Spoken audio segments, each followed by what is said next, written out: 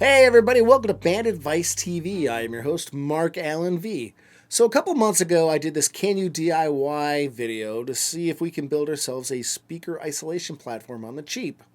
I wanted to see if this is something that we could achieve using just household stuff, things that we find around the house or down at the local craft store or something. So I had a hunk of foam board, had an old cardboard mailing tube, and it had some tennis balls that I wanted to use as shock absorbers. If you look over my shoulder, there is the final product. And if you're interested in seeing how I built this thing, I got the link right up there, and it'll also be down there in the show notes. Now, one of the things I didn't do in that video is I didn't demo it. I didn't show it in action because that proved to be a bigger challenge than I thought it would be.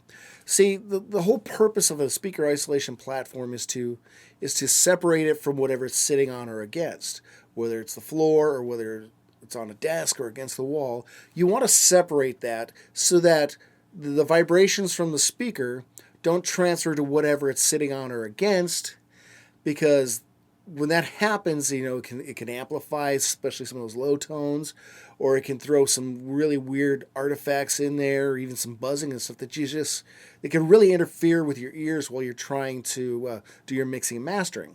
So the problem is these weird, unwanted, noisy nuisances are just not as audible on a YouTube video as if you were here listening to it with your real ears. So I was really having a hard time coming up with a demo, a way of A-Bing this situation so you guys can see the effectiveness of this platform.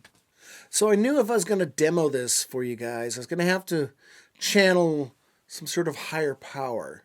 So I started thinking, WWMBD. What would Mythbusters do? And then it hit me. It's like I knew if I couldn't demonstrate this audibly, perhaps I could demonstrate it visually. And that's what we're going to do. I've got this shot glass here. I'm going to fill it with a liquid, and then I'm going to set it on the desk right next to the speaker. I'm going to crank up that speaker, and I suspect what we're going to see is a bunch of little tiny ripples every time that kick drum kicks in or that bass hits a couple low notes. And then what we'll do is we'll put that speaker on top of the isolation platform, and we'll check to see what the difference is in those little ripples.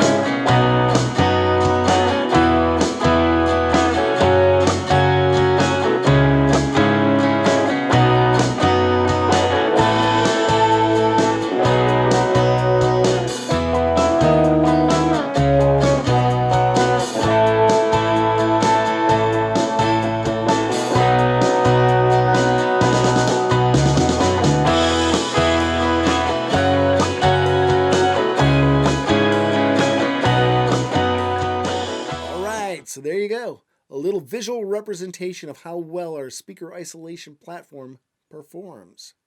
So until next time, I am your host, Mark Allen V, and this has been Band Advice TV. Prost.